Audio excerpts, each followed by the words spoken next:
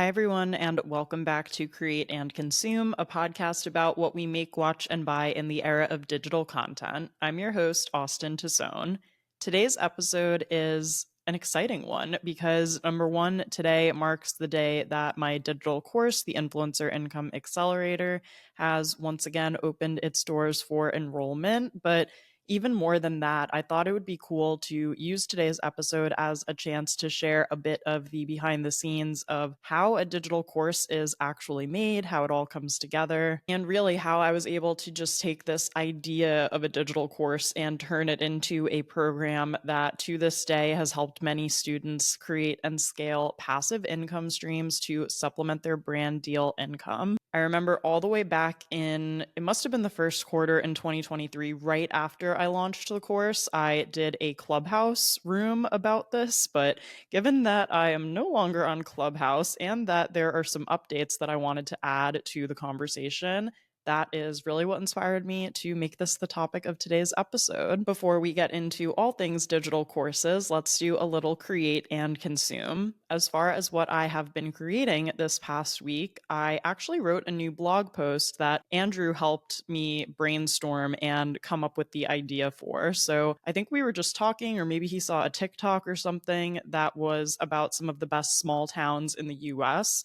And he was saying, you've been to so many of those, we've been to so many of those together that maybe could be something that you put together too. I settled on making it a blog post, and he helped me kind of brainstorm a list of some of the places that he and I have been together. And also, I had a few that I've been to with friends or family on my own. And that blog post is now live on my blog, which is keepcalmandchiffon.com. It is 13 small towns in the US that I think are worth visiting. And for each one, I included some photos. I talked about what the town is known for. And I also added recommendations for where to stay and what to do when you visit. I also added a list at the bottom of small towns that I haven't been able to visit yet, but that are on my radar. And then for what I'm consuming this week, we actually watched this movie 2 weeks ago now, I think, but I did want to mention it because it's one of those movies that really left me thinking. And I know I really am not even that much of a movie watcher, but Andrew picked this movie from Max, and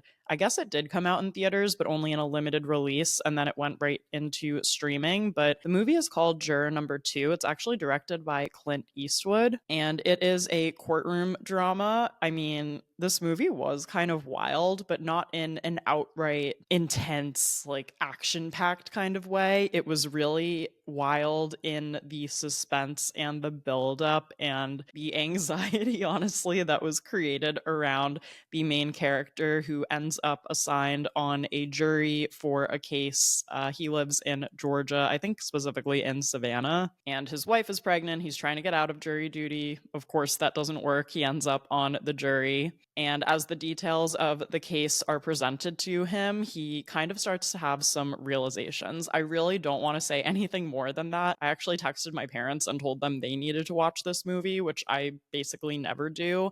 And I told them to go in essentially blind and not look anything up. It is a movie that really kept me guessing right up until the end, and that I have thought a lot about since I watched it. So if you need a recommendation for a cozy movie night in and you have a Max subscription, I would highly recommend. With that being said, let's get into today's topic. And I also wanted to add, I did put some polls up on the Create and Consume Instagram stories last week. So if you are not following the podcast on Instagram, it's at Create and Consume Pod. It's the same handle on TikTok, which hopefully we will still have access to somehow. I'm fingers crossed for a Hail Mary there. But I did post some polls on the stories for the podcast account asking all of you, the listeners, what episodes you have been enjoying most. And I did get several votes for the content creation slash influencer behind the scenes episodes. So I actually thought this was perfect timing. Like I said, given that today, the day that this comes out, doors are now open for enrollment once again for my digital course. And we're not going to spend too much time today talking about like what the course is and why I think you should enroll and all of those things. I do not mean for this to be an ad in any way for the course, even though obviously I'm really proud of it. There is a ton of detailed information about the course on the enrollment page, so I will link that in the show notes if you actually do feel like the course would be a great fit for you and you'd like to learn more about what specifically is inside of each module and read some testimonials and things like that from former students. However, just for context and for purposes of the conversation we're going to have today, I did want to share a brief summary of what the course is about to give you a point of reference. The Influencer Income Accelerator is my digital course to help influencers and content creators get more time back in their day and scale their earnings through passive income streams, which is something that I have become really personally passionate about in the last few years, especially after having a stint as a freelancer where I was just constantly chasing down active income streams. I really didn't have any passive income, and I found it incredibly exhausting, anxiety inducing, and overwhelming. In my digital course, students learn what passive income streams are available to them, how to select the ones that align best with their own interests, and how their influencer business is structured, and also how to double down on what's working so that they can work smarter, not harder. That is basically what you need to know. I first had the idea for this course back in 2022, and I spent the fourth quarter of 2022 really researching and building the course and marketing it. And then I released it for the first time in early 2023. So the course now is about 2 years old. However, I have gone in and done a full overhaul update of the course to make sure that it's up to date with the latest and most recent information, getting rid of any old references or things that don't exist anymore. For example, idea pins versus video pins and stuff like that. Now on Pinterest, everything is just pins. I also reshot all of the videos, which I share at the start of each module, like a little snapshot of what to expect. I reshot all of that in 4K. The sound quality is better across the board, and just made like lots of little updates like that. When I go back to the initial ideas planted and the early seeds of what I envisioned this course ultimately looking like, I wanted to help content creators find ways to be more confident, earn more, and generally thrive, especially for those content creators who were hoping to one day potentially take content creation full time, which is something that I have made lots of YouTube videos about over the years. And specifically, if I were to recommend one YouTube video, if that's something you're truly considering, I created a video a few years back about how I financially prepared to take content creation full time. And even though I don't share my like revenue numbers or yearly earnings online, but I do share percentage breakdowns and I try to share as much information as possible surrounding those topics so that I can still maintain some sense of privacy, but also so I can really help content creators understand what it's really like and be very transparent in that regard. I will link that video in the show notes if that's something that you're interested in. And again, like when I look back on YouTube, I actually had created this post in the community tab on YouTube, which, if you don't know, on YouTube, creators can share kind of like status updates, polls, posts similar to Threads or Twitter. I actually grabbed a screenshot from my YouTube community tab, and this is from 2 years ago. And what I actually did was put up a poll on YouTube where I laid out 4 potential course topics, and I asked my YouTube viewers to vote on which course idea they were most interested in. And I absolutely think that validating my topic and asking my audience what they wanted was the first step in creating a good digital course, because I think a lot of times when people, have the idea to create a digital course, they might have a specific topic in mind already that they're really excited about, but ultimately maybe that isn't exactly what their audience wants to learn about from them, or maybe there is just something there that's not totally fleshed out yet, which is why I'm really glad that I included my audience in the process of creating my course. I solicited their opinions and I actually took that feedback into consideration when I was creating my digital course. And I'm going to read you the 4 course ideas that I polled my audience on. In this community post, I wrote, "Announcement. I'm excited to share that I'm developing a digital course for content creators, but I need your help. Please vote for the course topic you'd be most interested in seeing from me." And here are the 4 ideas that I had my audience vote on. Number 1 was how to build consistent streams of income. Number 2 was finding your confidence as a content creator. Number 3 was building a content empire while working a 9 to 5. And number 4 was finding your creator superpower, niche dream audience, etc. 5% of the audience voted for finding your confidence as a content creator. 13% of my audience voted for finding your creator superpower. 20% of my audience voted for building a content empire while working a 9 to 5. But 62%, an overwhelming majority, voted for how to build consistent streams of income as my digital course topic. And once I saw the votes come in, I realized that this too was what I was really wanting to create the course about. I just got even more excited once I kind of confirmed there was a good amount of interest in this poll. And I had over 60 people vote. So I felt like it was a decent sample size. It didn't have to be hundreds of thousands of votes. It was really just getting a pulse check and seeing what my audience really wanted to see from me. And as you guys know, I mean, the name of my course is not how to build consistent streams of income. The name of my course is the Influencer Income Accelerator, but the idea and the topic was there, even though the final course name wasn't there. That was something that I could figure out later. I didn't have to first go through the process of naming a course and checking to see if there was an existing trademark or website or something really similar that could possibly be confusing or lead to me needing to update or change the name later. I didn't even want to go through any or all of that until I was sure about the course topic.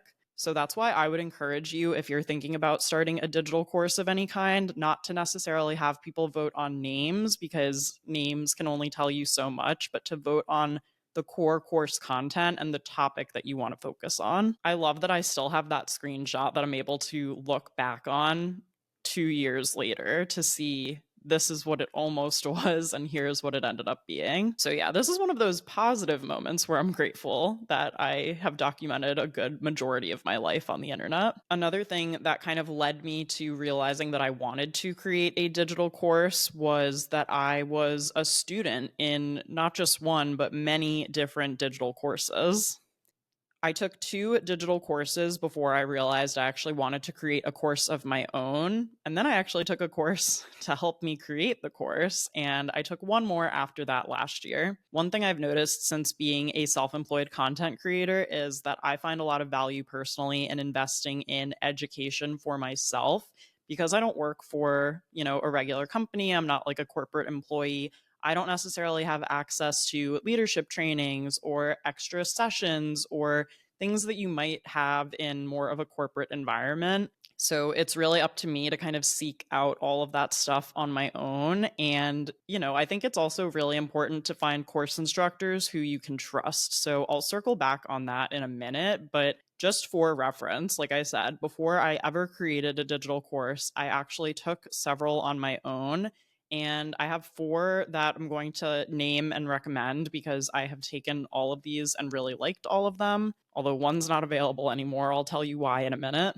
And to be transparent, these courses range in price from $300 all the way up to just under $2,000. And again, I think there is so much to say about figuring out the right pricing for your course and, the cost versus value of the program and what all of that looks like, especially if you really think that a course can help you fast track your learnings, because that to me is the value of a digital course. Is it true that for a majority of the information inside of a digital course, you can Google your way to find the answers on your own?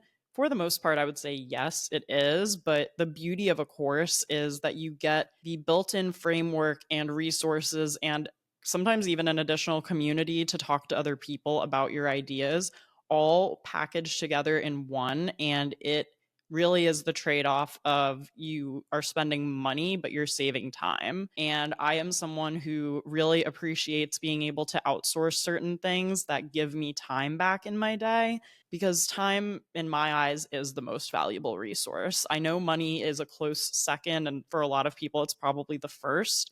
But really, for me, it's time. And for me, spending a few weeks really engrossed in one of these digital courses has truly yielded me results that, like, maybe I would have gotten there eventually on my own, but it wouldn't have been this targeted and at this speed. So that is one of the reasons that I love digital courses and I'm willing to invest in them. Also, for all of these digital courses I have taken, I have either earned back my investment from the skills that I learned in those courses, or I'm currently in progress of earning back my investment. And I can see like a clear path to getting there. So that's always reassuring as well. The first digital course that I bought for myself was YouTube for Bosses by Sunny Lenarduzzi. Now, this course is no longer available. It was one of her lower cost offers, and she now has a program. I'm forgetting the name of it. I feel like it's something accelerator. I'm not totally sure. Oh, maybe it's authority accelerator. That sounds right. Anyway, that program is a much higher priced program, and she kind of sunsetted the YouTube for Bosses course and Facebook group to focus on that. I do still, however, have lifetime access to the digital course, and this really did teach me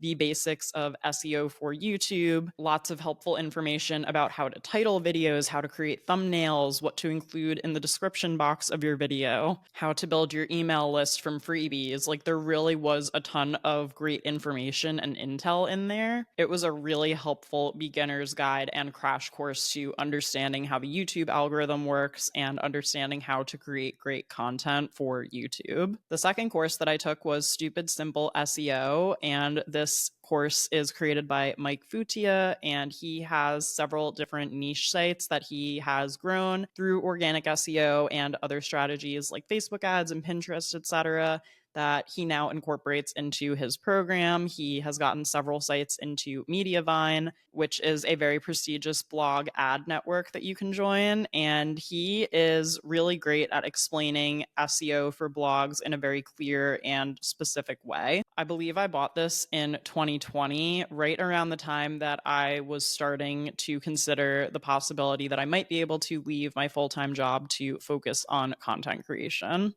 The next digital course that I took is Digital Course Academy, which is Amy Porterfield's signature program. This was the most expensive digital course that I've ever purchased. However, I really feel like I got a lot from this digital course. It definitely helped me speed up the process of creating the program, think about how I wanted to market it, and I was able to earn back my investment from just my first course launch, which I think is obviously fantastic. And then the last digital course that I purchased is Marketing for Makers Academy, which is Alyssa Rose's course about how to set up an Etsy shop to create passive income from your digital products. And Alyssa and I were roommates back in Brooklyn. So obviously I knew her super well already and have firsthand seen her success with Etsy. Even though I'd been creating digital products since 2019, I really didn't know anything about what success looked like on Etsy since I had only ever sold my digital products on my own website. So this has been extremely eye-opening and helped me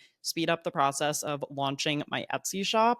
And I actually have been working on some new products to add to my shop that I'm excited to share soon. But my Etsy shop is called The Bold Bride. If you're interested in checking it out, I will leave a link in the show notes. And I like this because it's pretty separate from the rest of what I do as a content creator, but being on Etsy means that I can get discovered by an entirely new audience who's already looking to buy, and it's a chance for me to repurpose some of the spreadsheets and Canva docs that I made for myself while I was wedding planning. So I love that this is a helpful resource that I can share with other brides who are currently looking for ways to stay organized, save money, and spend less time stressing about their wedding so they can spend more time enjoying their fiance era. I think I kind of alluded to this already, but I just wanted to say that for each one of these courses that I purchased, I spent a lot of time with each instructor's free content and free resources, which for the most part was either email newsletters, blog posts, podcasts, or YouTube videos. And by spending so much time with these instructors to absorb their free content and get some of those initial seeds and ideas planted, that gave me more confidence that when I bought their paid stuff, that I already knew what the deal was. I knew their teaching style, I knew their vibe, and I knew what to expect from them. So if you are interested in purchasing any digital courses, I highly recommend just doing a deep dive on any free content that that instructor has created. If they haven't really created a lot of free content on the topic that they're teaching about, I would be wary about like what's inside the course. And I also think that people who come with receipts, who come with case studies and testimonials are people to keep an extra eye on, because I think that those people have really done their due diligence to make sure that here are the receipts, here's what you can expect, and to make sure that there's less confusion when you purchase a digital course about what to expect once you're inside the program. Being a digital course student of 4 different courses also gave me insights into what I did like about the digital course experience and maybe what I didn't want to pursue in my own digital courses. For example, 2 of the programs that I joined actually used to have Facebook groups, and they have both since archived those groups because it got to be too much. Like, initially, it was a great idea for everyone to be able to come together to connect with other course students to get your questions answered, but those groups were really engaged and people were always chiming in and asking questions. And even when those instructors hired, let's call them community managers to help with the volume of requests in the Facebook group, it was just a lot of active maintenance and something I think they weren't prepared for. So for me with my digital course, I have not yet created any kind of student community hub. And that's one of the reasons that I feel like the price is lower than what I would potentially charge if there was like a student Facebook group or quarterly coaching calls or something with me that I felt like I could actively maintain. But I'd always rather start out with something that feels really doable and really maintainable to me. And then once I feel like there is a reason I can add more bandwidth to something, or that I could hire additional support or do whatever it is to make sure that I can truly accommodate those things that add the value, only at that point would I want to do that. I toyed with the idea of creating a Facebook group right off the bat that was just, free and a little less like moderated, for lack of a better word. But at the end of the day, after seeing these 2 other instructors go through that, I chose to skip that part of the course for right now, and maybe at a later point in the future, I can add something like that in, but that's one of the reasons that I don't have that resource for me right now. Another kind of insidery thing that I wanted to talk about is the idea of pre-selling a digital course. So at this point in time, when I had this idea for my digital course and I wrote out an outline of what I was anticipating each one of the modules would be, and I was looking through each of the lesson ideas I had and making sure that they all kind of felt synced up to me and aligned with what I wanted the outcome of the course to be. I want a student to finish my course and feel like they have a great understanding of all of the passive income streams that are available to them,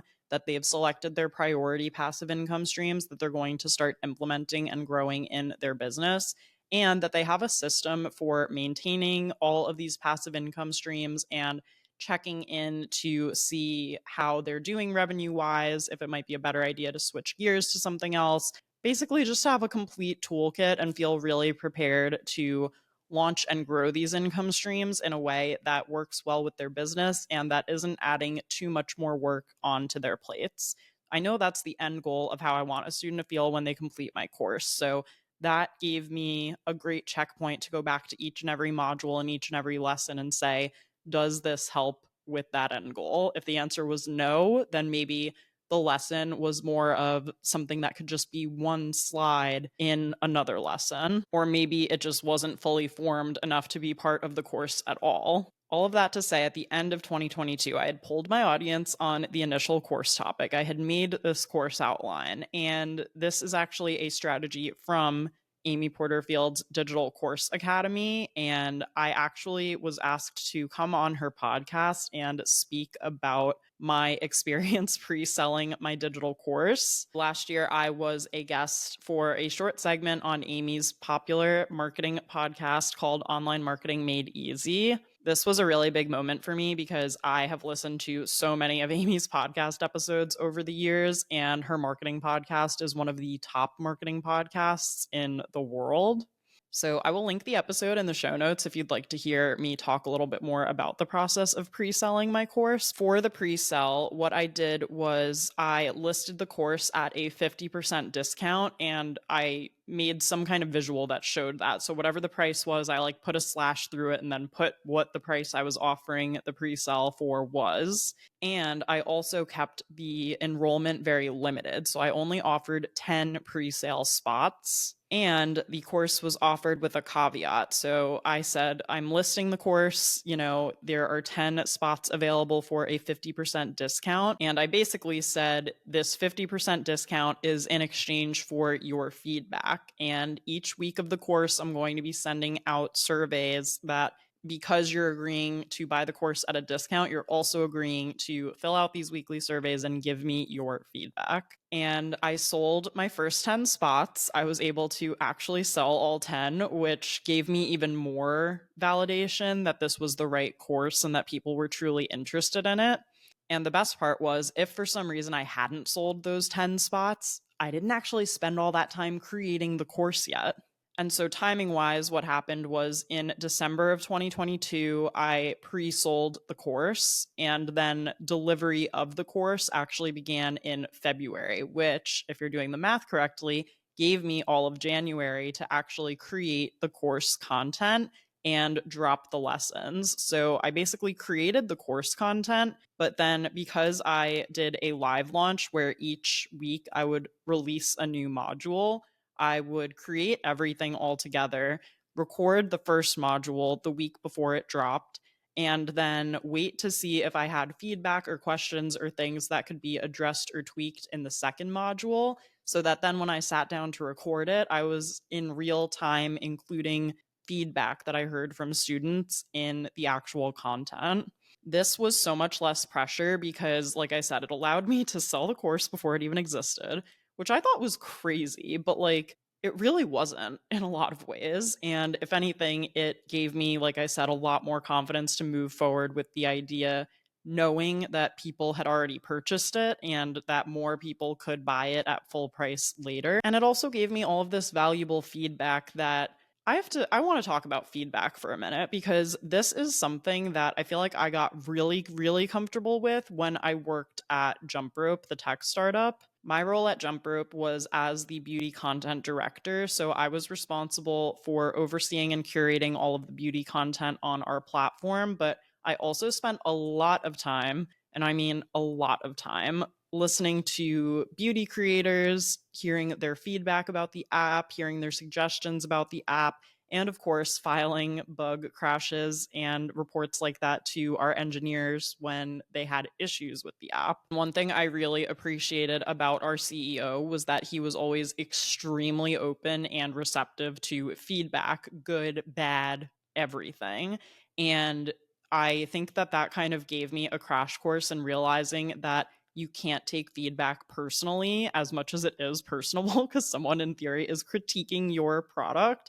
If you take a step back and remove yourself from the equation and just look at it factually, a lot of the time people have some kind of nugget of validity in whatever their complaint or question or whatever is. That experience really gave me the foresight to go into soliciting feedback from my students as a good thing. And luckily for me, the overwhelming majority of feedback was really positive and really helpful. And I mean, this is also probably because people know me and follow me who are students of my course, but even if there was ever like questions or things they maybe wanted improved, it was always presented in a really like nice way. And I really loved taking feedback from my students and implementing it both in my course, but also even in my content at large. And I'll give you two examples. One example of feedback from a student that I was able to implement in the update of the course that I did last year was to eliminate cover pages for my PDF handouts. So within my digital course, for pretty much every single lesson, there is a PDF support document, whether that's a worksheet or a guide or a checklist or a various numbers of things that are basically resources that are attached to the lesson to help you take action on what you just learned. And I remember designing these worksheets in Canva and being so proud of my handiwork, but most of the templates that were in Canva included a cover page. So for every single worksheet I created, I had a cover page on it. And I was like, this looks so professional. Like, I love this, blah, blah, blah. Didn't think there was anything wrong with it. But one of my students who bought the course on pre-sale and who was giving me feedback each week through Google Forms that I had sent out had written, they thought that the cover pages were actually more of a hindrance than an enhancement. And as my student pointed out, she was actually printing out all of the worksheets. And so she was either going to waste ink printing out all of the cover pages, or she was going to waste time having to select a page range to print that didn't include the cover page. And I was like, oh my God, she's completely right. Like, this is such a waste. It's not necessary. I can just create a header at the top of the worksheet that says, like, module one, lesson one. I didn't need a whole cover page to do that, even though it did look very elegant. When I went through and did my update of the course, I changed this for every single PDF document. So that eliminated cover pages and made it much easier for students to just dive right into the worksheets. Another piece of feedback that I received from a student that I've now implemented into my content strategy at large was just a request to see more examples of how I used systems and strategies that I was teaching in the course in my everyday life as a content creator. And this was when my YouTube channel was still all just content creation tips and strategies. And now that I have expanded back into more lifestyle content and I also do vlogs of my life as a content creator, this is one of the key things that I've been able to incorporate. I'm able to share a lot more behind the scenes of what I actually do all day, how I use Notion, how I plan for things, and all of the kind of building blocks of my business that I'm now able to show real time examples of. And again, you don't have to be a course student to watch that content, that's all on YouTube. But even my willingness to kind of show the behind the scenes and vlog my day to day is something that builds that know, like, and trust factor with me as a person. So people who then later might be interested in my course have more reason to trust me because they've spent more time seeing the behind the scenes and seeing how things really work. Like I said, at first, it can be kind of hard and maybe a little intimidating to ask for feedback as a content creator. But once you do, and once you really open yourself up to hearing what people have to say and being really receptive to that feedback, it can help you make decisions that make things better for everybody.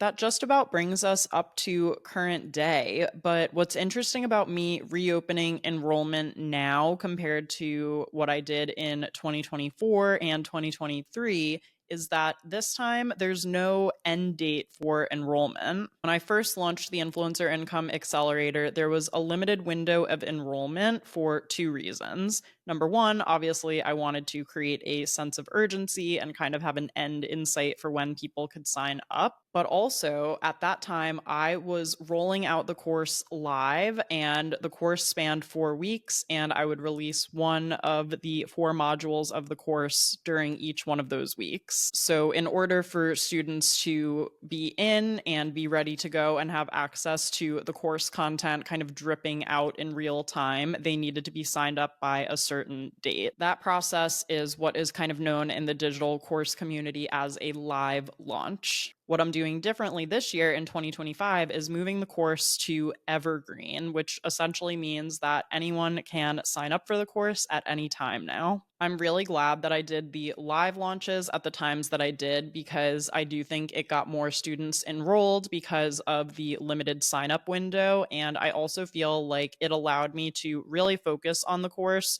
during Q1, which is just when I happened to release the course both years. And I like a Q1 launch for a digital course because it is the start of a year. People are looking for ways to better themselves and reach their goals, and presenting a digital course as a solution to some of the hurdles or things that people want to overcome or establish in a year kind of just works out really well timing wise. Not to mention, for me as a content creator, a good bulk of my income is usually made from holiday brand partnerships in Q4. So that opens up basically January through March for me to spend more time on things like education and my digital products because things are typically quieter on the brand deal front. And I finally decided to put the course on Evergreen this year for a few reasons. I think the biggest overall one is my desire to present more of a personal brand online, and I still want to be an expert in content creation. I still want to be someone that influencers can come to with questions or to learn more about how to build a business that's really built for the long term. However, this is something that I've spoken at length about in regards to my YouTube channel. I am more than just like an influencer teacher.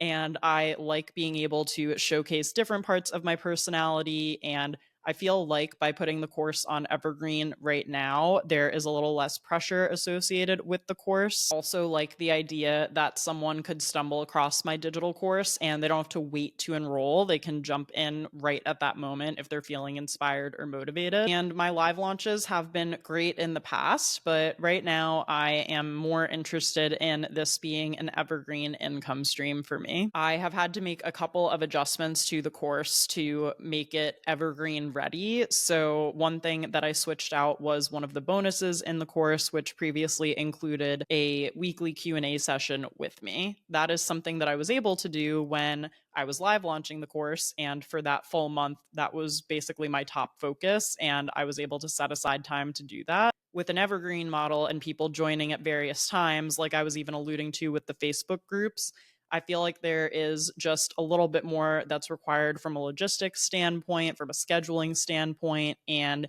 it didn't really feel like the right resource, especially given that each week we were kind of focused on one particular module, and that might not be the module that all students are focused on that week. So I would love to in the future bring back some kind of office hours or find another way to add a different bonus of that sort back into the course. But for right now, to keep everything streamlined, I have updated my bonus training, which is work smarter, not harder.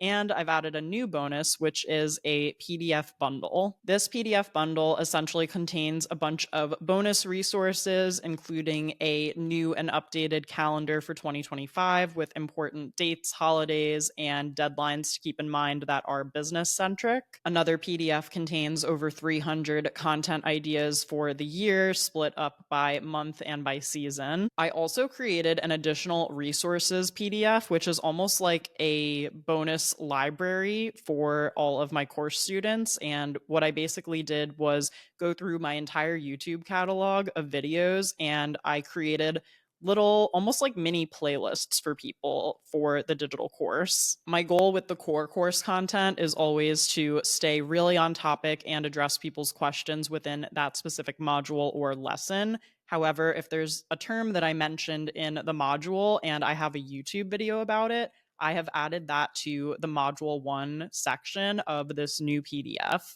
And then there's also a workbook in there called the Influencer Business Roadmap, which is, or it was actually a timely bonus from when I hosted live webinars during my last launch, but I have chosen now to make it accessible to all IIA students and include it in the PDF bundle. Something else that I've done to prepare for this evergreen system is I've moved the course from Thinkific to Squarespace. So now the digital course exists under my austentosone.com umbrella. And the reason I wanted to do this is because austentosone.com is a website I plan on having forever. So for that reason, it was easy to integrate and it ended up being cheaper than what I was paying for to host the course on. Something else I did in this move to make the course evergreen was that I've actually now moved the course from Thinkific to Squarespace. So now the course gets to live under the austentosone.com umbrella, which is a website I plan on having forever. Now people can create their login. It looks much more aligned with my branding. And as an added bonus, it was actually cheaper to host the course on Squarespace because I just had to pay for an add-on to my existing plan versus a higher monthly fee that I was paying on Thinkific. For this week, to announce that doors are open again, I have some email marketing going out about the course, and then I also am planning some posts on my social platforms to let people know that doors are open once again. And then after that, I'm going to see how I feel about marketing the course. I might look into hosting some more free webinars like I did back in the live launches. And I might also explore an email challenge of some kind, maybe like a 4-day challenge of a topic that is ultimately related to the course, so that I can build my list and keep people updated on everything course related. And before I leave you, I just thought I would read you 2 student testimonials since you're here and since you've lasted through the whole episode. So Krista recently took my course, and this was what she said about it. Austen's course offers a practical, easy to follow approach to diversifying income streams. Her funnel method starts big picture and drills into actionable details like shifting revenue focus each month or quarter to keep things fresh. Tools like calendars and worksheets make everything feel doable, and her relatable teaching style makes it all click. It's the kind of resource that you'll keep coming back to as your business evolves. And then my student Julie, who was one of my first 10 to enroll in the program, said, "Fantastic course. By making a few small tweaks to my current revenue streams, I've already earned back what I paid for the course. Austen is organized, professional, down to earth, and incredibly knowledgeable in the area of diversifying your income in the world of influencers and content creators." Also, IIA is made up of 4 modules. Module 1 is Intro to Income Streams. Module 2 is Powerful Passive Income Streams. Module 3 is Managing Multiple Income Streams. And Module 4 is Scaling Your Content Empire. The course is available at austentosone.com/enroll now, and it's available for either a one-time payment of $397 or you can do a 3-month payment plan of $142. I am super excited to welcome some new students to the program, and I really hope you guys enjoyed this behind-the-scenes look at creating a digital course today. I feel like I haven't done an episode like this in a while, so if you enjoyed it and want to hear more episodes like this, please definitely let me know. And as a reminder, you can support Create and Consume for free by doing any of the following. You can leave Apple and Spotify ratings and reviews. Please rate us 5 stars. That helps more than you know. If you're really enjoying the content, I would love for you to do this. You can like, subscribe, and hit the notification bell if you're watching this episode on YouTube. You can follow us at Create and Consume Pod on Instagram and TikTok. You could send this episode to a friend who might enjoy it. And as always, don't forget to check out createandconsumepodcast.com for episode recaps and more. Thanks again for listening, and I'll talk to you soon.